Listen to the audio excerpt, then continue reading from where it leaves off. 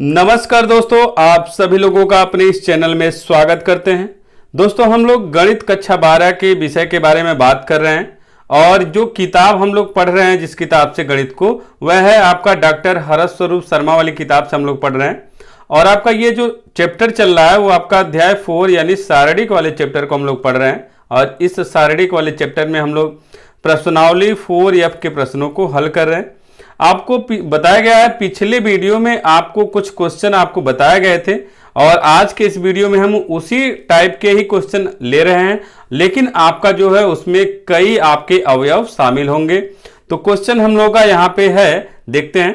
Question आपका है कि कह रहा है कि निम्नलिखित प्रश्नों में दी गई समीकरण निकायों को संगत अथवा असंगत के रूप में वर्गीकरण कीजिए। संगत और असंगत के बारे में आपको बताया गया था कि आपका जो आव्यूह है, उस आव्यूह का यदि हम मॉड निकालते हैं तो मॉड यदि निकालते हैं और वह मॉड का मान यदि 0 नहीं आता है तो आपका क्या होता है, वह आपका व्युत्क्रमणीय होता है। और जब व्युत्क्रमणीय होगा तो वह आपका जो समीकरण है वो आपका संगत होता है। लेकिन यदि वही आपका मॉड का मान यदि बराबर 0 आ जाए, 0 के, तो आपका कंडीशन बनता है। तब आपका दो कंडीशन ये बनेगा, यानी कि यदि 0 आ जाता है मॉड की वैल्यू तो उसके बाद आपको निकालना होगा एडजॉइंट ए और बी का गुणा करना होगा। एडजॉइंट ए आपको निकाल के बताया गया है, कैसे निकाला जाता है आपको पता है। तो आप एडजॉइंट ए उसी तरीके से निकाल लेंगे और जो आपके समीकरण दिए गए हैं उस समीकरण में बी का मान मिलेगा, उस बी के साथ आप क्या करेंगे, गुणा करेंगे। और गुणा करने के बाद यदि आपका 0 नहीं आता है, 0 आपका नहीं आता है, तो आपका कोई भी आपका क्या होगा, यानी कि हल नहीं होगा, यानी कि आपका ये क्या हो जाएगा, असंगत हो जाएगा। और यदि आपका 0 आ जाता है तो आपका उसका अनंत हल होगा, और यदि अनंत हल है तो आपका वो संगत होगा। और यदि कोई हल नहीं है तो आपका क्या होगा, असंगत होगा। तो आपका 0 जब हो जाएगा तो उसमें यह भी हो सकता है अनंत हल भी हो सकते हैं, या आपके कोई भी हल नहीं हो सकते। ये दो कंडीशन बन जाएगा। तो आपको क्वेश्चन दिखा दे रहे हैं। चौथा क्वेश्चन आपका है, 3 क्वेश्चन हम लोग चर्चा कर चुके हैं, लेकिन वो 3 क्वेश्चन आपके 2 ही टाइप के थे, यानी 2 के क्रम में आपके यदि आव्यूह बनाए तो 2 के क्रम में आपके आव्यूह बनेंगे, उस तरह के थे। लेकिन आप चौथा नंबर देखिए क्वेश्चन, इसमें देखिए 3 अवयव शामिल हैं, x, y, z, और ये 3 समीकरण ऐसे आपके दिए गए हैं, यानी कि इनका यदि आव्यूह बनाया जाएगा तो ये आपका 3 गुणे 3 के क्रम में आपके आव्यूह बनेंगे। तो आप इसको कैसे सॉल्व करेंगे, जैसे आपका 2 गुणे 2 वाले को सॉल्व किए उसी तरह से करना है। तो आपका देखिए यहाँ पे क्वेश्चन लिखा हुआ है, क्वेश्चन एक बार पहले लिख लीजिए, क्योंकि आपका जो सॉल्यूशन है, सॉल्यूशन करते समय क्वेश्चन लिखते हैं। उसके बाद जो समीकरण दिया गया है उस समीकरण को हम लोग ax बराबर b के रूप में क्या करते हैं, लिखते हैं। और लिखिए तो आपका a जो है आपका क्या है, जो ये x, y, z है, इसके आपके जो गुणांक है उन गुणांकों को यहां लिखा जाता है। तो पहले वाले समीकरण में देखिए x के जगह आगे क्या है, नहीं कुछ है, तो इसका मतलब 1 होता है। तो 1 1 1, तो यहां पे आपका शारीरिक में जो आपका आव्यूह है उस आव्यूह में 1 1 1 लिख दिए। दूसरे समीकरण में x के सामने 2 है, y के सामने 3 है, z के सामने 2 है, तो 2 3 2 हो जाएगा। तीसरे वाले समीकरण में x के सामने a, y के सामने a और z के सामने 2a है, तो a 2a, यानी कि जो x y z है उनके जो कोफिशिएंट है, यानी जो उनके गुणांक हैं, उन्हीं गुणांकों को यहाँ पे क्रम से लिखा जाता है। पहले वाले समीकरण का पहले वाले लाइन में, दूसरे समीकरण का दूसरे में, तीसरे समीकरण का तीसरे में। फिर उसके बाद x लिखना होता है, तो x वाले का मतलब आपका x y z, जो आपके जिनके गुणांकों का यहाँ लिखे हैं उनको आप लिखना है, x y z बराबर b की वैल्यू क्या है, जो ये बराबर के तरफ है वही आप लिख दीजिए 1 2 4, 1 2 4, ये आपका हो गया। अब आपको यहाँ पे ये जो ये वाला है ये आपका क्या है, a है। अब a का हम लोग मॉड निकालेंगे और मॉड निकाल के देखेंगे कि ये आपका किस क्रम में है, यानी कि व्युत्क्रमणीय है कि अव्युत्क्रमणीय है। यदि व्युत्क्रमणीय होगा तो सीधे आप बोल देंगे संगत, असंग जो भी होगा। लेकिन यदि आपका व्युत्क्रमणीय नहीं है तो आपको एडजॉइंट ए निकालना होगा और उसके बाद बी के साथ गुणा करके तब उसके बाद आप बताएंगे कि संगत है कि असंगत है। तो हम लोग आइए देखते हैं आगे कैसे करना है। तो ए बराबर आपका यहाँ पे देखिए आपका है 1 1 1 2 3 2 ए 2 ये ए का मान है। आप मॉड ए की वैल्यू निकालिए। मॉड ए की वैल्यू जब निकालेंगे तो आपका यहाँ पे 1 और ये जो आपकी लाइनिंग है ये आपकी लाइन जो है आपका इससे बंद हो जाएगा और इसको भी आप क्या करेंगे बंद कर लेंगे। तो अब आपका क्या है इसका गुणा इधर इसका गुणा इधर करना है। 2 का गुणा 3 में करेंगे तो 6a और इधर जब करना होता है तो माइनस लगाते हैं फिर आपका 2a हो जाएगा। फिर यहाँ पे इसको जब लिखना होता है तो -1 हो जाएगा। अब आपका ये बंद हो जाएगा और ये बंद हो जाएगा यानी 2a का गुणा 2 में करेंगे तो 4 होगा और a का गुणा 2 में करेंगे तो -2a हो जाएगा। फिर उसके बाद प्लस, उसके बाद आपका यहाँ पे ये वाला और ये वाला इसे बंद कर लीजिए तो आपका क्या हो जाएगा यहाँ पे 1 और बचेगा ये 1 का गुणा 2 में करेंगे तो 2 और इसका गुणा करेंगे 3 2a - 3। इसको हल करेंगे तो ये आपका क्या होगा 4 होगा, ये माइनस और ये आपका 2 है तो -2a हो जाएगा। यहाँ पे -a होगा, ये -a हो गया। माइनस एक सर जुटेगा -3 हो जाएगा। 4a में से 3a को घटाएंगे तो आपका a हो जाएगा और ये मॉड a की वैल्यू है। अब देखिए यहाँ पे मॉड a की वैल्यू 0 नहीं आया, 0 नहीं आया है इसलिए आपका ये a जो है ये आपका क्या है व्युत्क्रमणीय है। और जब व्युत्क्रमणीय है तो आप सीधे आप बोल देंगे अतः जो दिया गया समीकरण है वह आपका क्या है संगत है। ये सीधे आपको बोल देना है। यदि वही आपका अव्युत्क्रमणीय होगा तो आपका प्रोसेस जो है बढ़ जाएगा। अब हम लोग अगला क्वेश्चन जो सॉल्व करेंगे वो आपका अव्युत्क्रमणीय वाला है। तो आइए उसको देखते हैं कैसे। वह आपका 5वां नंबर क्वेश्चन है।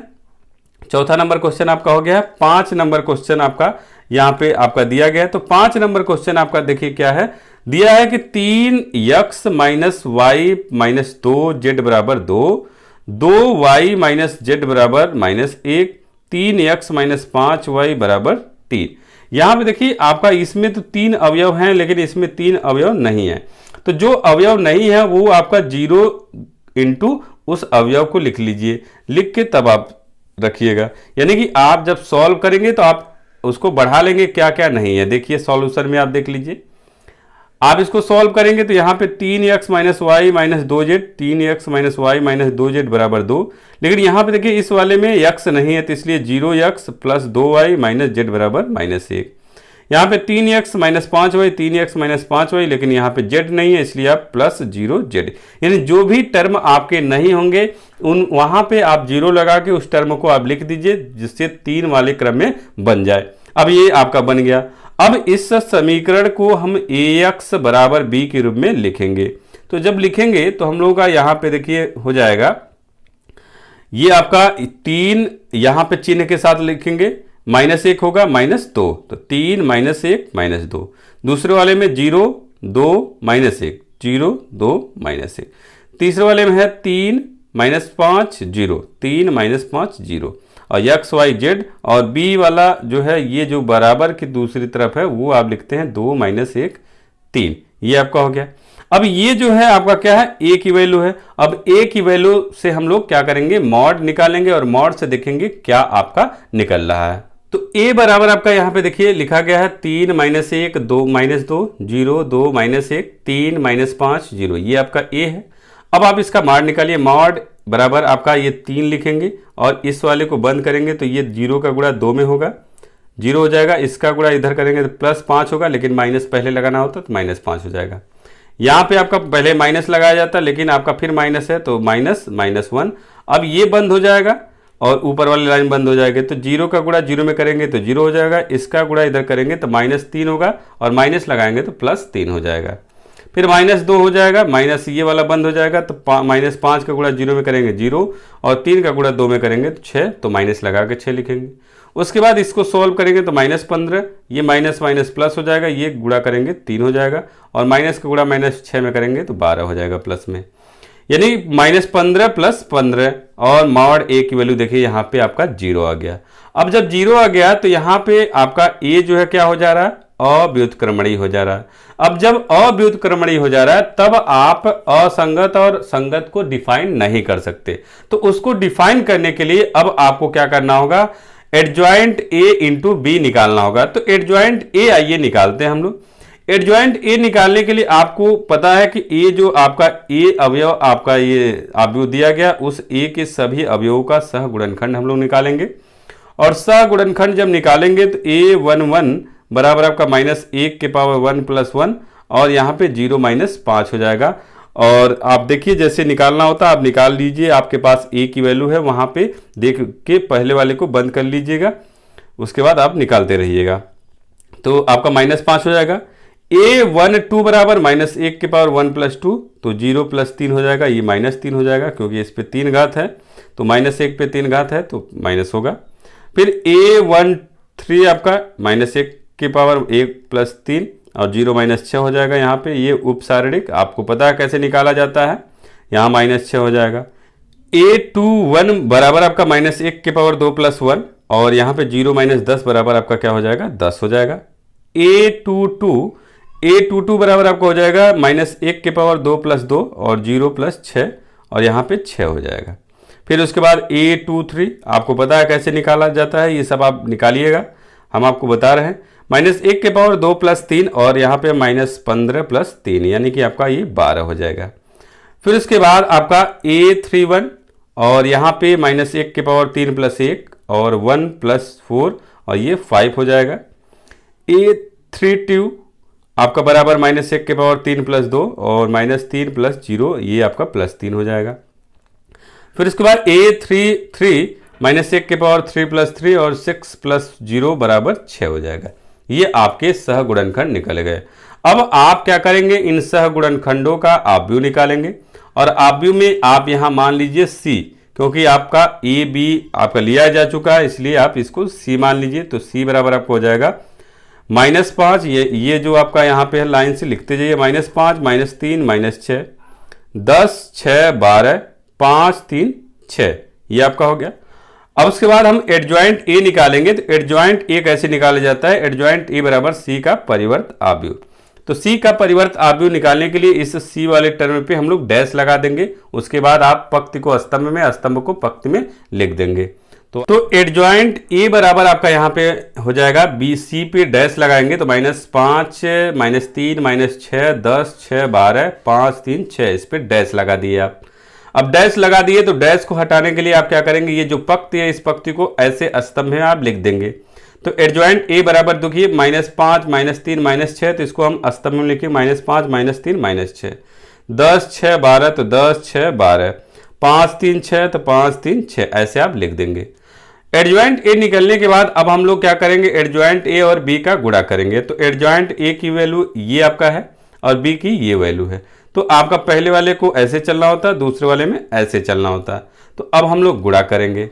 अब गुणा करेंगे तो एडजॉइंट ए बराबर आपका क्या होगा, -5 का गुणा इसमें करिए 2 में तो -10 10 का -1 में तो -10 5 का 3 में करेंगे तो 15 -3 का 2 में करेंगे तो -6 6 का -1 में करेंगे तो -6 3 का 3 में करेंगे तो 9 हो जाएगा।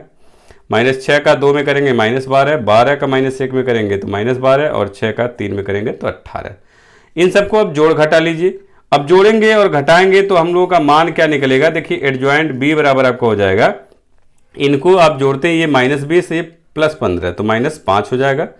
ये आपका -12 और 9 तो -3 हो जाएगा। ये -24 और 18 आपका ये -6 हो जाएगा। अब देखिए ये एडजॉइंट ए का जो मान है ये 0 आपका नहीं आया। अब 0 नहीं आया तो इसका मतलब क्या है, ये जो समीकरण आपका दिया गया है यह समीकरण क्या है, असंगत है। यदि आपका 0 आ जाता तो क्या हो जाता, आपका संगत हो जाता। तो ये आपका एडजॉइंट ए बराबर एडजॉइंट ए और बी का गुणा करने के बाद यदि 0 नहीं आता है तो उसका कोई हल नहीं होगा और वह आपका क्या होगा, असंगत होगा। तो उम्मीद है आपको समझ में आ गया होगा। अब आपका ये जो 5 नंबर है, 6ठा नंबर क्वेश्चन उसी तरह से है, उसको आप खुद से सॉल्व करिएगा। इसके बाद हम लोग अगले वीडियो में कुछ नए टॉपिक पे यानी नए क्वेश्चन को लेकर हाजिर होंगे। और यदि आपको समझ में आया है तो कमेंट करके जरूर बताइए कि आपको हमारा वीडियो कैसा लग रहा है। अच्छा लगे तो लाइक कीजिए, शेयर कीजिए और चैनल को सब्सक्राइब भी कर लीजिएगा। तो बस आज के इस वीडियो में इतना ही। अगले वीडियो में फिर से मुलाकात होगा, तब तक के लिए अनुमति चाहते हैं। नमस्कार दोस्तों।